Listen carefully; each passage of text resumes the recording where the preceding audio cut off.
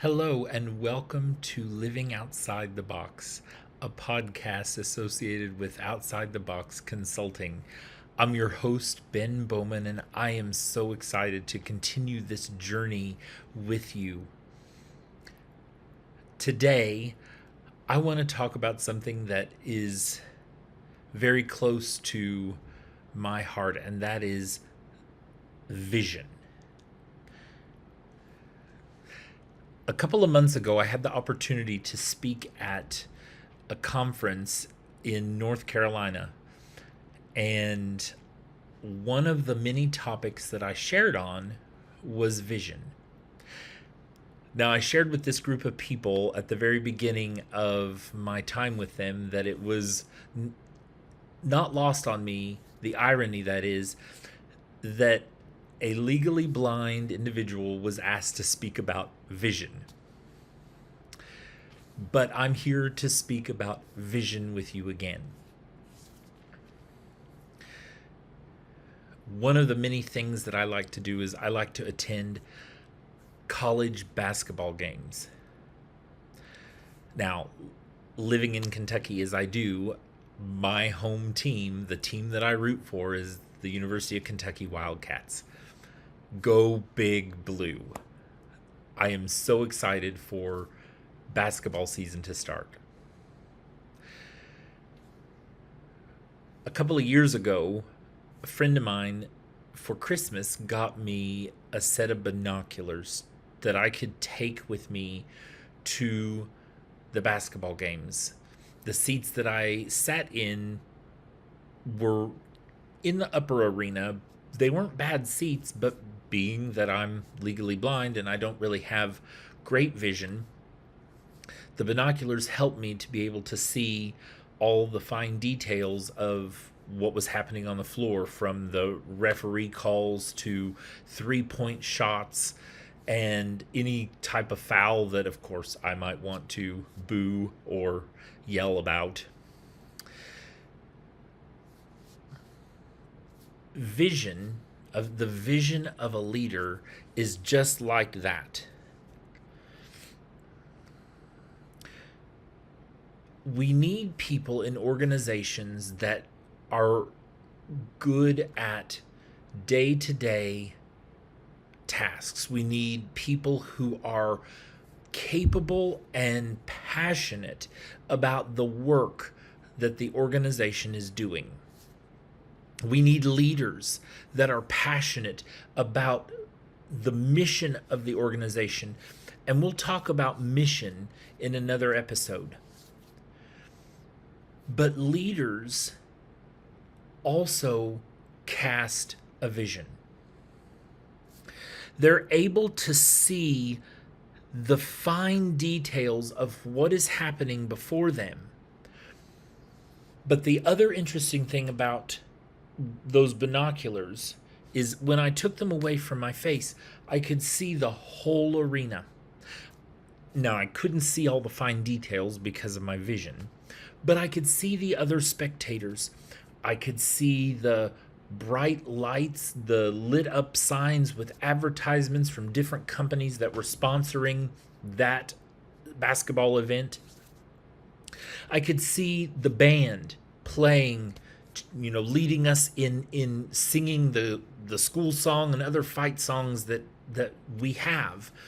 I could see signs in the air, and the general atmosphere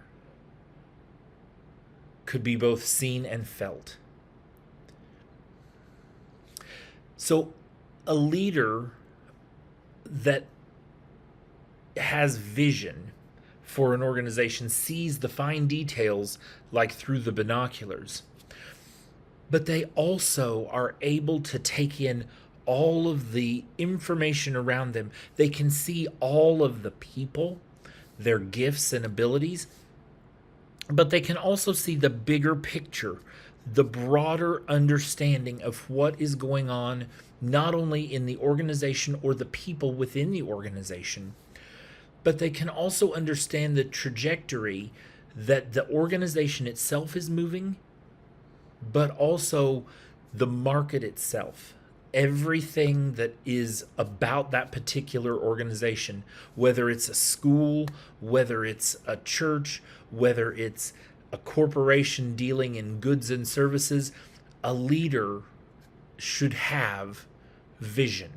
They should be able to see the day to day, and they should be able to see the bigger picture. Again, like I said, having vision is a concept that is not lost on me. I'm a very detail-oriented person. I like to count steps wherever I'm going so that I know how to get back safely. I am able to take in all kinds of information, and friends will tell you that somehow the blind guy is able to guide them, whether it's on roads or walking around a city, because I take in all the information around me, whether it's the number of streets we've crossed or the direction that we have turned. I remember all of those details, and I can take in all of the information around me so that I can remember how to get back to wherever it was we started safely. This is a lesson that leaders with vision must learn. See, there are lots of people that have big ideas, and big ideas are great things. They're ideas that help us to live outside the box, to take that step into the creative and into this new way of leading and working together. Big ideas can also be scary for those who are receiving the information of the big idea. So a leader has to be able to take in all the information around them and bring other people along to guide them safely from point A to point B.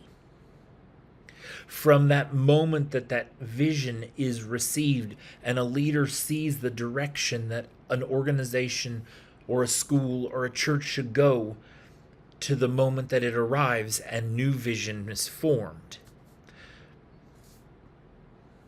Leaders are given vision, but they also are required to inspire the people around them to not only receive that vision, but to take that journey with them, to walk along with the leader into that vision for the organization. So leaders receive vision. They not only see the day-to-day, but they see the bigger picture of what's going on and the trajectory of the organization. And they have a responsibility to communicate that vision in a way that inspires people to follow along with them and to trust that they're going to safely lead them from the reality of today into the vision of the future. But leaders also have to understand that not everyone is going to buy into a vision. It's not always going to be 100% acceptance, that storybook finish where everyone sees the vision that the leader has received and is 100% with them. There will be times when people in an organization or a school or wherever you find yourself, those people, there may be people that are not willing to go along, or they have not caught the vision that the leader is casting. Now, there are lots of leadership gurus out there. There are lots of books and seminars that would tell you that you just keep trying, you build that trust, and you inspire, and you should. A good leader should always seek to inspire even those who are the most difficult to bring into a vision, those who are reluctant to change from the reality of today to the vision for the future. But I'm also reminded that sometimes we have to choose who we lose. Now, this is not something that is probably spoken of often. It's probably not the most popular way to present leadership. But I'll never forget sitting in a class in my master's program, and a professor told the class that very phrase. It was his words that I have carried with me to this very day, and that was 20 years ago. You choose who you lose. Sometimes there will be people that have to leave. They will choose to leave, or through their own actions, they will leave. And that's okay, because just like a plant, sometimes organizations need pruning, and vision can be a time of pruning. It does not mean the people that leave are wrong or right. It does not mean that they're anti that organization, and it does not mean that there cannot be connection and relationship outside of the organization or even in the future of that organization. It simply means that the life of the organization is moving in one direction, and sometimes pruning has to happen. I was recently listening to an interesting podcast, and they were sharing about how tropical fruit is grown.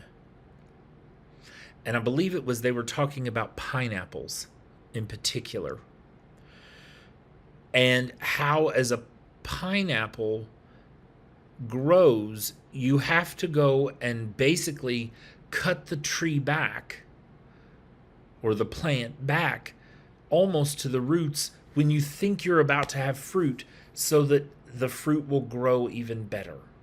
Well, it will be even more productive. And this is also true in other plants. I remember growing up, my grandpa had rose bushes and an entire rose garden. He would spend hours pruning the roses.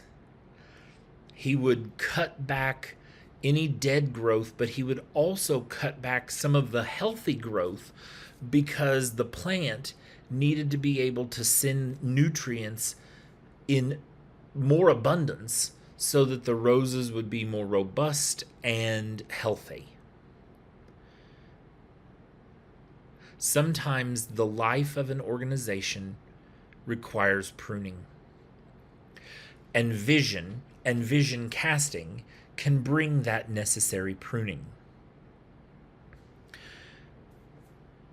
It's not easy to cast a vision. Looking at biblical characters, a lot of times prophets in the Old Testament cast vision. They give a specific understanding of what God is doing to his people, so that they are not left in the dark about the events surrounding whatever it is. Last night, I was in Bible study, and we were in the book of Isaiah, chapter 40. But to understand chapter 40, the Bible study leader had us read the chapter before, in chapter 39. And for those of you that want to read that, you're welcome to. But basically, in chapter 39, Isaiah gives to the people of Israel a vision that would probably strike fear into most of us if we heard it today, talking about how they were going to lose all their young men and the ability to have most of their lines, their family lines, to be carried on, that would be cut off. And then in chapter 40, it starts with the words comfort. Comfort my people. And it ends with, in verses 28 to 31, a promise that God will give strength. A lot of times, visionary leaders are not understood. Leaders that cast vision, that have this deep sense of the direction of an organization and the way to make an organization fruitful, are not understood. And in those moments, as a leader, you can opt to either become frustrated with the people around you because they don't see what you do, because sometimes people with vision become so myopic that they only see that vision and they don't take into account that there are other people around them that they need to bring along and inspire into that vision. So leaders can become frustrated when they're casting vision. The other thing that can happen is, in those moments where vision is being shared, leaders can become isolated because people don't understand what they're trying to do. And instead of inspiring people, they're confusing people or they're alienating people. When we think about vision, we think about eyes and eyesight, as I've already made mention, that the irony is not lost on me that a legally blind person would be speaking about vision. But vision also involves our ability to hear and to speak. We have vision that we receive about organizations. We can see the day-to-day, those things that are happening, the detail work. We can see the broader, bigger picture of everything that's going on around the organization and the direction the organization should be going in. But we have to use our words.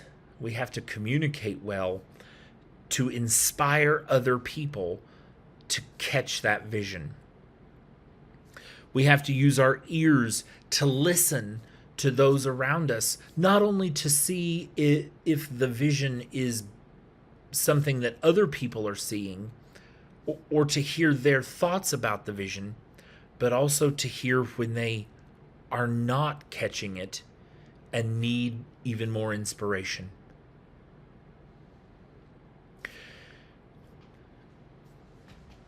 If I didn't count steps, if I didn't memorize the way that I move through a city, whether it's the turns I take or the number of streets I cross, the way buildings look, the sounds of the city, I would easily get lost.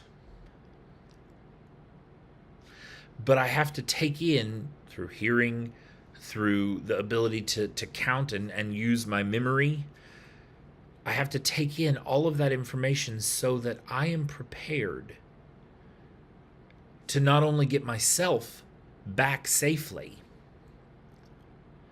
but to also inspire others to trust me that the blind guy can get you where you're going.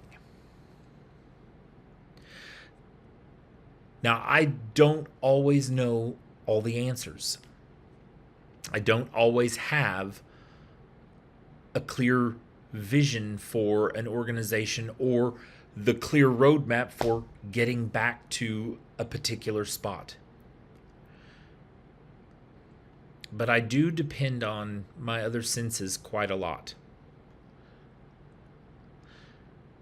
People, when I was growing up, used to call me ears because I would take in all this information through hearing, whether it was people reading to me because it was easier for me to hear and take in information than to try and read it on the page, or to take in conversation multiple conversations at once. Sitting in a restaurant, I can take in information from the conversations around me plus the conversations in the broader restaurant, just hearing the atmosphere. Are people happy? Are there people that are frustrated? What is the atmosphere in the place? Learning to read the room through the senses that do work because my eyesight doesn't. But just because my eyesight doesn't work doesn't mean I don't have vision.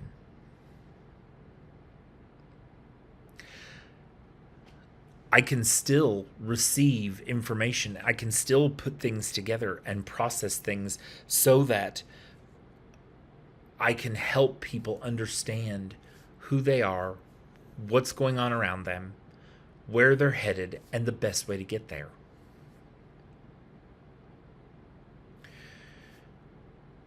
Today, I want to encourage you right where you are, whether you're a leader in a large organization,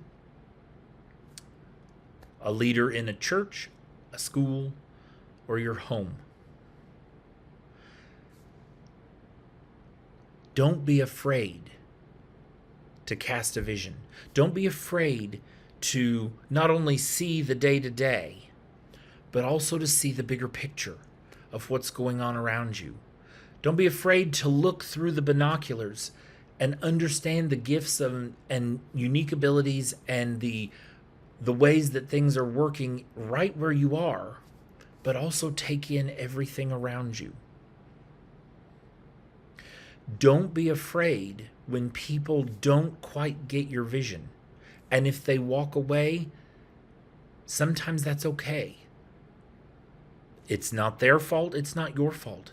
Sometimes vision leads to pruning and further growth. But remember most of all that there's responsibility that we as leaders have when we cast a vision. We have to communicate well, we have to listen well, and we have to inspire others to follow us by building trust with them, by helping them to see where we're headed step by step. Remember, I care about you and I am excited to journey with you as we learn more how to live and to lead outside the box.